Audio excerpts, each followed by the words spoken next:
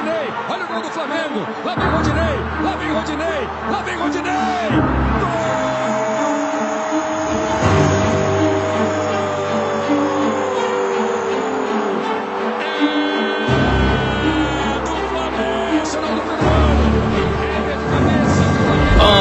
Emoção, caneco na mão, da Gávea pro mundo inteiro, é Flamengo campeão. Solta o grito da nação, torcedor de coração, faz zoeira na internet e diz que a taça é do Mengão. Mais querido, temido de todo o povo que eu conheço, Flamengo até morrer, vê se canta logo o verso. No sangue, na veia, torcida apaixonado, mascotado nos fla-flus, dentro ou fora do Maraca. Pois disseram que a gente não ia jogar final, quem falou quebrou a cara, não quis mudar de canal, porque a TV brasileira fez menção a essa conquista, que a mídia internacional se tornou flamenguista. Sempre amado, mascotado, no gramado consagrado, no Brasil além fronteiras, universo povoado, Flamengo por todo lado, é profunda vibração, é Mengão, maior do Rio, rubro-negro campeão. Invicto, unido, o mais temido, o maior no Rio, somos maiores, solta o grito. Nação, rubro-negro, Flamengo campeão.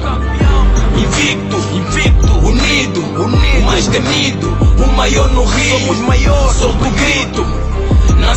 Nação, rubro-negro, Flamengo campeão.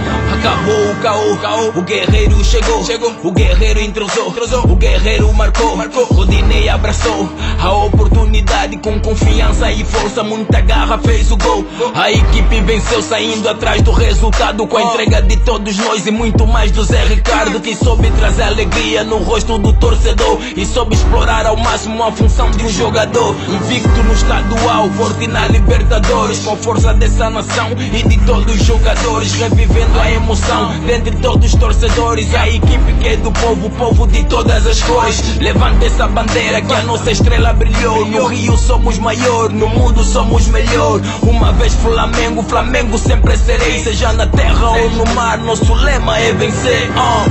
Invicto, unido, o mais temido, o maior no Rio, somos maiores, solta o grito. Nação, rubro-negro, Flamengo campeão. Invicto, unido, o mais temido, o maior no Rio, somos maiores, solta o grito. Nação, rubro-negro, Flamengo campeão.